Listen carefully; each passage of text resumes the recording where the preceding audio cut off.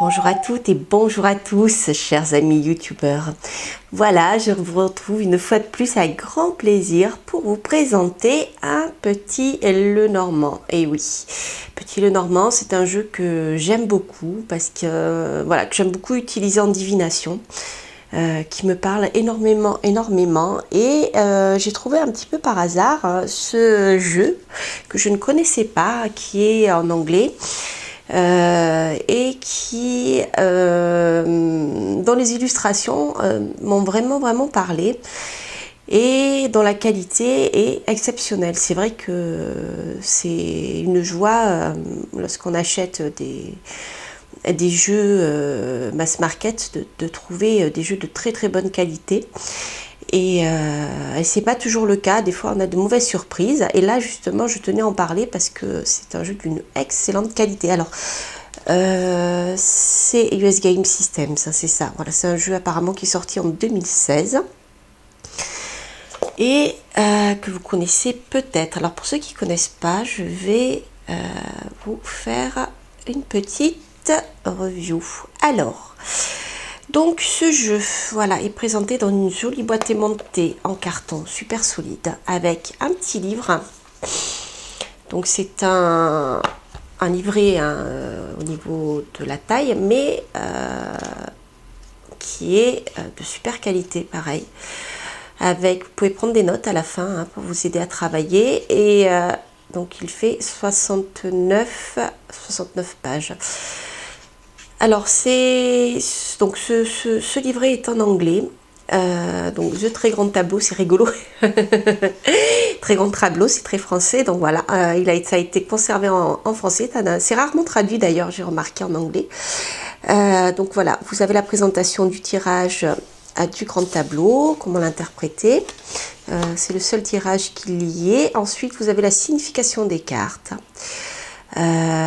Avec les mots-clés à la fin, donc ça c'est très bien. Voilà, après, donc au début vous avez des exemples de tirage en 3 cartes. Voilà, donc le Grand Tableau c'est pour la fin, une fois qu'on a bien compris déjà le tirage en 3 cartes, vous avez plein d'exemples. Voilà. Un monsieur demande s'il va gagner son procès. En appel, je suppose. Après, vous avez donc comment dois-je organiser mon projet. Alors, un consultant a perdu. Alors, je ne sais pas comment ça s'appelle. Comment on le traduit en anglais. Wallet. Sa mallette, je sais pas. Un consultant a perdu donc quelque chose, il demande s'il va le retrouver. Donc ça c'est intéressant si vous avez des tirages pour retrouver. Je trouve que le petit Lenormand est extrêmement puissant. Lorsque vous avez perdu un objet, je l'ai utilisé il y a pas longtemps parce que ma fille avait perdu son téléphone et c'était troublant. Je vous en reparlerai à l'occasion peut-être par rapport à ce tirage. Je vous ferai peut-être une review dessus parce que c'était vraiment parlant et je trouve que cette expérience là était pour moi une expérience qui dépassait la simple lecture des cartes. On allait bien au-delà. Donc je vous ferai une petite review dessus, vous allez voir, c'est vraiment super. Bref, je m'égare. Donc voilà, ici un autre exemple. Donc vous avez 5 exemples. Ensuite vous avez le tirage en 5 cartes. Hop, je bouge mon pied. Avec toujours des exemples et voilà la signification des cartes.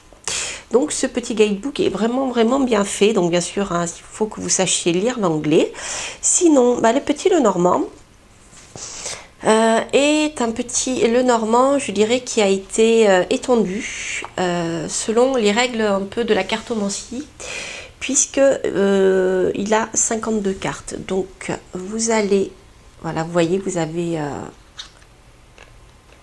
le jeu, ça c'est le dos. Vous avez un petit avec une main, c'est pas facile, un petit ruban. Et là, vous avez deux côtés. Ça, alors donc, il s'agit ici des cartes supplémentaires qui ont été rajoutées aux 36 cartes du Petit Lenormand habituel. Je vous les montrerai donc après. Voilà, donc pour vous montrer un peu le jeu, ici, donc voici le dos.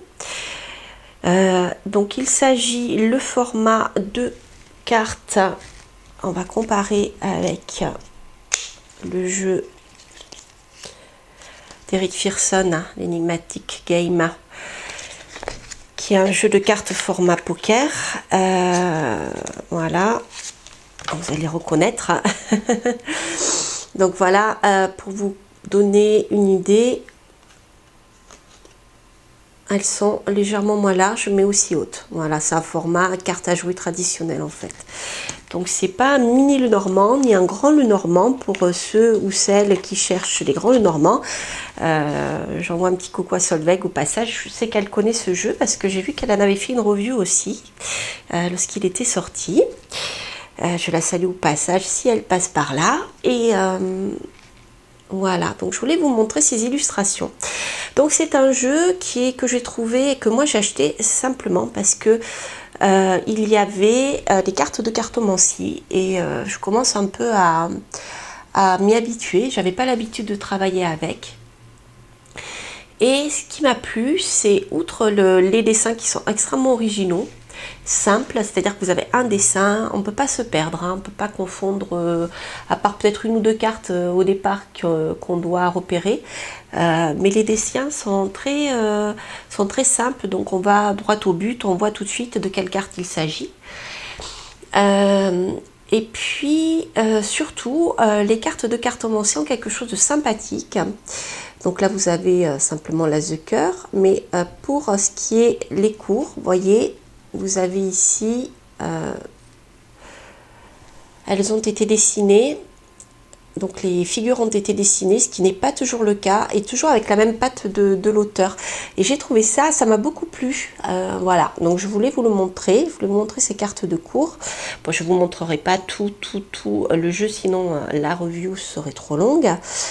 Mais voilà, donc je vais vous en montrer quelques-unes. Donc ici vous avez les poissons, donc vous voyez les poissons, c'est extrêmement intéressant, c'est très graphique, c'est un jeu, je vous ai pas dit d'ailleurs qu'il l'avait illustré, Ryan Edward, c'est ça, Ryan Edward, c'est ça, donc c'est un designer, hein.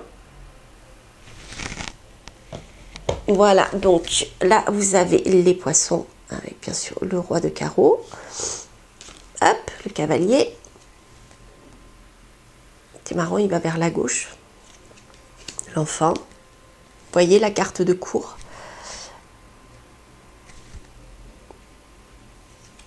le chien. C'est un jeu qui est simple, très graphique, que j'aime beaucoup, qui change, je dirais, il est aussi simple que les petits Lenormand traditionnels, hein, que ce soit le Piatnik ou autre, mais les dessins sont différents, on a la patte de l'auteur, donc ça fait un peu moins ancien, ça fait plus contemporain, et je trouve sympa, ça change un peu, mais voilà, c'est vraiment dans la tradition du Petit Lenormand habituel, la faux, la croix. Vous voyez, c'est très simple, hein, les dessins, le livre. La cigogne, vous voyez, avec la dame de cœur, tout en charme. La rose. Je ne sais pas si vous la voyez bien, les souris. Le bouquet, avec la dame de pique, qui est un peu froide, qui tourne la tête. Moi non, qui fait sa pigeonne comme on dit des fois. Voilà les oiseaux avec le nid, c'est rigolo. Vous voyez, il a un style très particulier, hein, l'étoile. Alors au début il y a quelques lames, donc je vous disais qui sont un peu difficiles à repérer. Donc on a celle-ci, l'étoile, mais bon, on voit quand même. La tour, je l'adore cette tour, elle est très rigolote, elle fait penser justement au jeu que je vous ai montré tout à l'heure, celui d'Eric Pearson avec dans le style de dessin un peu à la Tim Burton. Le bateau, la clé. Je vais passer un peu vite parce que je voudrais vous montrer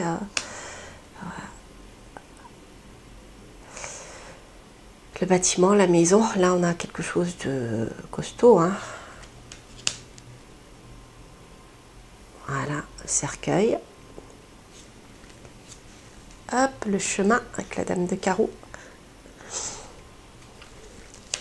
L'anneau. Le jardin avec les fontaines.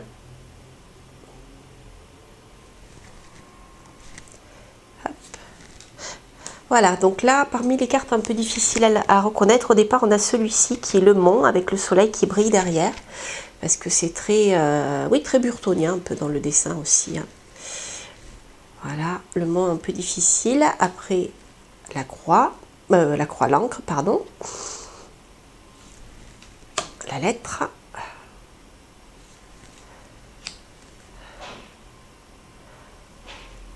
La dame, la consultante. On avait commencé d'ailleurs par le consultant tout à l'heure. Le serpent. Alors le serpent au départ est un peu difficile à reconnaître. Et vous voyez la dame de trèfle là, donc se cache derrière son éventail. Donc c'est vraiment la fausseté, hein. Je trouve qu'il a été très très fort pour représenter les cartes de cartomancie. Voilà, j'adore ce jeu pour ça entre autres. Il est de super qualité aussi, je ne vous l'ai pas dit, mais les cartes sont très épaisses. Le cœur. Le cœur est un peu particulier ici, très charnel. Voilà, alors parmi les cartes un peu difficiles à identifier, nous avons celle-ci, les nuages. Voilà, les nuages, c'est un peu... au départ, on ne sait pas trop ce que c'est. Alors, nous avons le renard. Le soleil, j'adore le soleil. Très original. Le trèfle, alors lui, c'est un trèfle à 3 feuilles, il n'a pas 4 feuilles. Mais c'est pas grave, c'est le trèfle quand même. Voilà, alors ici, la verge. Donc la verge est un peu difficile à identifier sous cette forme-là. Là, nous avons l'arbre, ce sont des sapins. D'habitude, on a l'habitude de voir un chêne. Je crois qu'il y a dans une carte, nous avons un olivier, je ne sais plus dans laquelle. Le lys, avec le roi de pique. Vous voyez ce roi de pique, comme il est bien avec l'épée à la main, il est vraiment bien représenté. La lune, magnifique. Et celle que je trouvais très difficile à identifier au départ, bien sûr, elle arrive à la fin. Je ne voulais pas toutes vous les montrer, mais du coup, on les aura toutes vues. Il s'agit de l'ours. Voilà, donc l'ours au début, moi j'ai eu beaucoup de mal à l'identifier, tant il est particulier. Voilà, alors ça, on va dire c'est la partie carte traditionnelle, mais comme je vous l'ai dit au départ, ce jeu est constitué de 52 cartes. Donc autrement dit, l'auteur, le créateur de ce jeu, a rajouté un certain nombre de cartes. Vous voyez, avec donc les cartes de cartomancie que l'on retrouve traditionnellement et que certains tirent, hein, le jeu de 52. Allez voir sur la chaîne de Sybille Elia, je sais qu'elle a quelques vidéos justement où elle a utilisé son jeu de 52 cartes, je crois, si je ne me trompe pas. Donc là, vous avez le 2 de cœur avec le lion. Alors, j'ai pas eu le temps encore de regarder la signification qu'il a attribué. Donc, je pense qu'il va respecter certainement les cartes de cartomancie. J'ai pas trop regardé encore parce que je les ai pas utilisées. Donc ça, c'est intéressant. Si vous voulez travailler avec ce jeu simplement en cartomancie, sans l'utiliser comme petit Lenormand, vous pouvez le faire aussi. Et ça, je trouve ça super.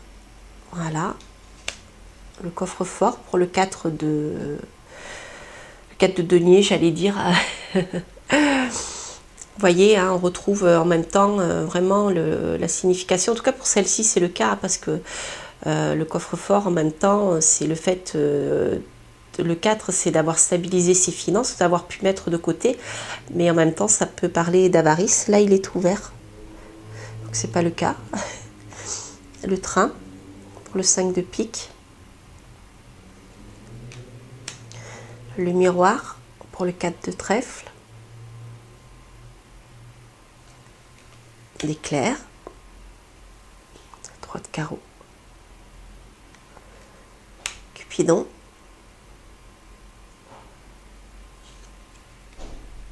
La cheminée. L'œil.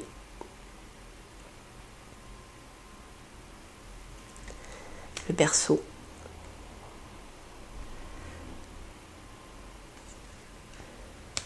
La médaille, la récompense.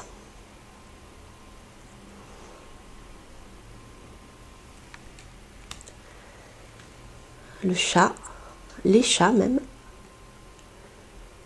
3 de trèfle. Les épées, le duel, la dualité. Bacchus. Pour le 3 de cœur, rappelez-vous, dans le tarot de Marseille, le 3 de coupe, où on célèbre quelque chose. C'est rigolo. Je pense qu'il y a beaucoup à découvrir dans ce jeu. La rose pour le 3 de pique. Et l'accord pour le 2 de pique à nouveau. Voilà. Donc je pense qu'il y a beaucoup à découvrir avec ces cartes. Je n'ai pas encore eu le temps de regarder. Si j'ai le temps, je referai peut-être une review que là-dessus, sur leur signification. Ce qu'il a apporté à ces cartes, etc. Parce que je pense qu'elles sont elles sont dignes d'intérêt. Alors dans sa présentation, dans son introduction, l'auteur, donc Ryan Edward, expliquait que ces cartes-là permettaient des fois de préciser les cartes du Petit Lenormand. Donc par exemple, je ne sais pas moi, si vous hésitez dans la signification de l'ours qui peut représenter votre patron et l'argent, eh bien en utilisant ces cartes, vous pouvez préciser la signification de la carte. Voilà. Donc je pense que c'est vraiment intéressant. C'est à tester. Je le ferai, puis je vous donnerai mon impression et comment je peux travailler avec.